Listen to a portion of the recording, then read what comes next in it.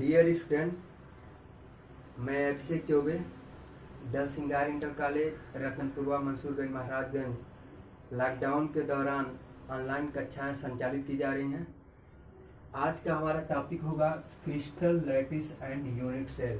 हमने पहले बताया था कि आपको पूरे चैप्टर्स के दौरान क्रिस्टल ठोस के बारे में ही पढ़ना होगा, क्योंकि क्रिस्टल ठोस ही वास्तविक ठोस है और क्रिस्टल ठोस का जो ज्यामिति होता है निश्चित ज्यामिति होता है। तो आज हम बात करेंगे उसके कुछ टर्म के, उसके कुछ पदों की। तो सबसे पहला पद आता है क्रिस्टल चालक। क्रिस्टल क्या होता है, क्रिस्टल के बारे में हम चर्चा करेंगे। क्रिस्टल अवयवी कणों अवयवी कणों अर्थात अवयवी कण क्या क्या होते हैं? अणु होता है, परमाणु होता है या आयन हो सकता है। इसके नियमित व्यवस्था के निश्चित क्रम से क्रिस्टल का निर्माण होता है। इन अणु, परमाणु या आयन अवयवी कणों के नियमित व्यवस्था के निश्चित क्रम में जुड़ने से क्रिस्टल का निर्माण होता है। अब बात करेंगे क्रिस्टल जालक की। तो हम बता दें आपको कि क्रिस्टल जालक एक विमीय भी हो सकता है, एक विमीय भी होता है, द्विविमीय हो सकता है, त्रिविमीय हो सकता है। एक विमीय अर्थात आप यूं समझो एटम का स्ट्रक्चर स्फीयर जैसा होता है। आपको 11th में पढ़ाया भी गया था कि परमाणु एक ठोस गोला है, ठीक है। बीच में इसका सेंटर होता है, अर्थात एक दूसरे से संपर्क करते हुए ऐसे बहुत सारे सरल रेखा में अवयवी कण एक दूसरे से जुड़ते जाएंगे, अर्थात क्लोजली पैक्ड होते हैं। हमने बताया था कि ठोस अवस्था में जो उसके अवयवी कण होते हैं क्लोजली पैक्ड होते हैं, अर्थात एक सरल रेखा में बार बार इनकी पुनरावृत्ति होती है। इसको हम कहेंगे एक विमीय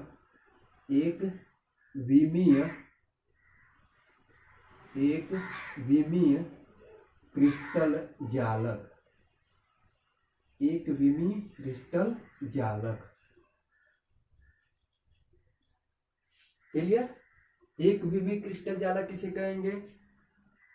अवयवी कणों का एक सरल रेखा में बार बार पुनरावृत्ति ही एक विमीय क्रिस्टल जालक का निर्माण करती है। अब बात करेंगे एक तल में, ऐसे तल में ऊपर नीचे, तल में जब अवयवी कण एक दूसरे से क्लोजली पैक्ड होते हैं तो इस प्रकार के अब अवयवी कणों को हम क्या करते हैं, एक सरल रेखा से जोड़ देते हैं। इसका ये सेंटर ये होगा, इसका सेंटर ये होगा, इन दोनों को जोड़ देते हैं। तो इसको हम बोलते हैं द्विविमीय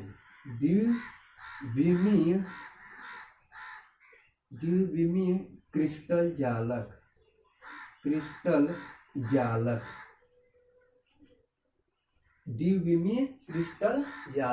अब बात करेंगे हम त्रिविमीय क्रिस्टल जालक की, अर्थात त्रिविमीय जालक की। तो त्रिविमीय क्रिस्टल जालक सपोज दैट घन का स्ट्रक्चर कैसा होता है? त्रिविमीय होता है। कैसा होता है? त्रिविमीय होता है। दीवार में जो ईंट को जोड़ा जाता है, ईंट के ऊपर ईंट रख करके एक निश्चित क्रम में रखते जाते हैं तो दीवार तैयार होता है। तो ईंट का जो आकार होता है क्यूबिक होता है, ऐसे होता है, ऐसे स्ट्रक्चर होता है क्यूब का। ऐसे समान क्यूब आपस में जुड़ते जाते हैं, ऐसे ऊपर नीचे ऐसे जुड़ते जाते हैं तो एक क्रिस्टल जालक का निर्माण करते हैं। किसका? क्रिस्टल जालक का निर्माण करते हैं। ये पूरा टर्म क्या कहलाएगा? अब ऊपर भी ऐसे ही जुड़ सकता है, ऊपर भी जोड़ सकते हैं, ऐसे ऊपर भी जोड़ सकते हैं, ऐसे ऊपर भी जोड़ सकते हैं, ऐसे बहुत सारे अगल बगल ऊपर नीचे ऐसे समान रूप से क्रिस्टल जालक बिंदु जुड़ते जाएंगे। जालक बिंदु क्या होता है? क्रिस्टल जालक में अवयवी कणों को पॉइंट के रूप में रिप्रेजेंट किया जाता है, डिनोट किया जाता है, प्रदर्शित किया जाता है। तो इस बिंदु को ही हम जालक बिंदु कहते हैं। क्या कहते हैं? जालक बिंदु कहते हैं, अर्थात लैटिस पॉइंट कहते हैं। जालक बिंदु कहते हैं अर्थात लैटिस पॉइंट कहते हैं। क्लियर?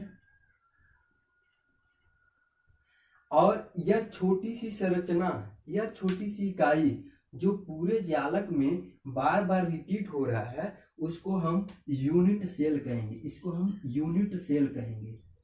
यूनिट सेल अर्थात एकक कोशिका या इकाई कोशिका या मात्र कोशिका कहते हैं।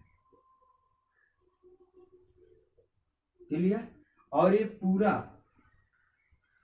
टर्म 3 डायमेंशनल क्रिस्टल जालक होगा।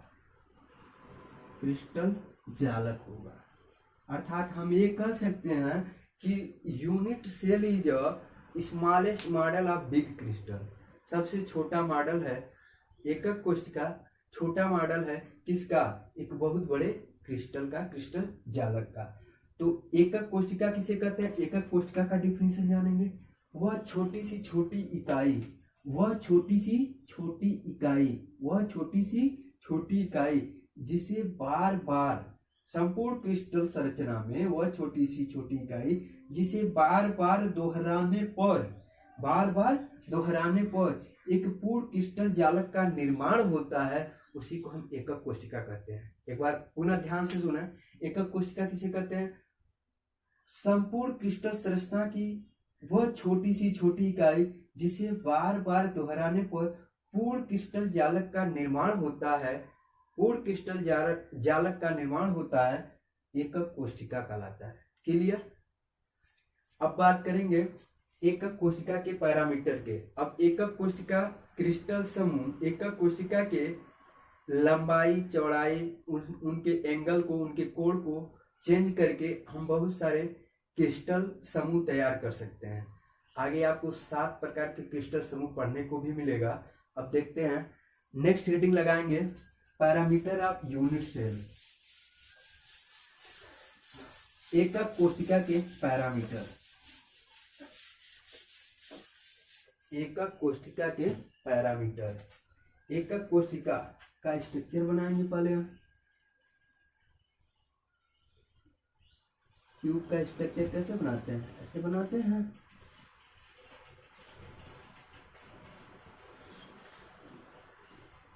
ठीक है, इसको हमने एक्स एक्सिस मान लिया और इसको हमने वाई एक्सिस मान लिया और इसको हमने जेड एक्सिस मान लिया। क्लियर? अब त्रिविमी है तो 3 एक्सिस होंगे, X Y Z. X axis की लंबाई स्मॉल ए मान लिया, एक्स अक्ष की लंबाई स्मॉल ए और वाई अक्ष की लंबाई स्मॉल बी और जेड अक्ष की लंबाई स्मॉल सी। क्लियर? तो अच्छी लंबाइयां कौन कौन सी हो गई? अच्छी लंबाई कौन कौन से? एक्स अक्ष की अच्छी लंबाई, एक्स अक्ष की अच्छी लंबाई या अच्छी दूरी क्या होगा? स्मॉल ए। क्लियर? वाई अक्ष की अच्छी लंबाई स्मॉल बी। क्लियर? जेड अक्ष की अच्छी लंबाई स्मॉल सी। टोटल कितनी अच्छी लंबाइयां हो गई? 3। टोटल कितनी अच्छी लंबाइयां हो गई? 3। अब हम बात करेंगे इनके बीच क्या एंगल होगा। एक्स और वाई एक्सिस के बीच क्या एंगल होगा, वाई और जेड एक्सिस के बीच क्या एंगल होगा, जेड और एक्स एक्सिस के बीच कितना एंगल होगा।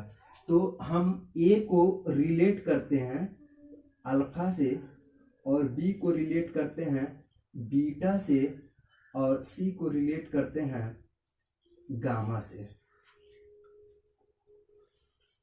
अब हम अक्षीय कोण की बात करेंगे। अक्षीय कोण, अक्षीय कोण, अक्षीय कोण की बात करेंगे तो ए और बी के मध्य का कोण, ए तथा बी के मध्य का कोण, मध्य का कोण क्या होगा? अक्षीय कोण क्या होगा? ए और बी के मध्य का कोण क्या होगा? अब ए और बी के बीच देखेंगे सी मिसिंग है, सी मिसिंग है तो सी को किससे रिलेट करते हैं? गामा से। तो इनके बीच का एंगल क्या होगा? गामा होगा। ऐसे गामा बनाते हैं। चलिए अब बात करेंगे हम बी और सी के मध्य के कोण की, बी और सी के मध्य के कोण की, बी तथा सी के मध्य का कोण, बी और सी के मध्य का कोण क्या होगा? अब बी और सी मिसिंग देखिए क्या ए है, ए को किससे रिलेट किए हैं? अल्फा से। तो इनके बीच का मध्य का कोण अल्फा होगा। अब बात करेंगे हम सी और ए के मध्य की कोण की, सी तथा ए के मध्य का कोण क्या होगा? सी और ए में बी मिसिंग है, बी मिसिंग है तो बी को रिलेट किया गया बीटा से। तो इनके बीच का कोण क्या होगा? बीटा होगा और इसके बीच का कोण अल्फा होगा, अर्थात इनके बीच का कोण क्या होगा? बीटा कोण होगा। टोटल कोण कितने? अच्छी कोण कितने हो गए? 3। अच्छी लंबाइयां 3, अच्छी कोण 3, यानी टोटल कितने पैरामीटर हो गए? 6। Clear? Thanks for watching. Next video में हम लोग पढ़ेंगे एकक कोशिका कितने प्रकार के होते हैं और साथ ही साथ क्रिस्टल समूह, 7 क्रिस्टल समूह क्या होते हैं। Thanks for watching. मिलते हैं नेक्स्ट वीडियो में।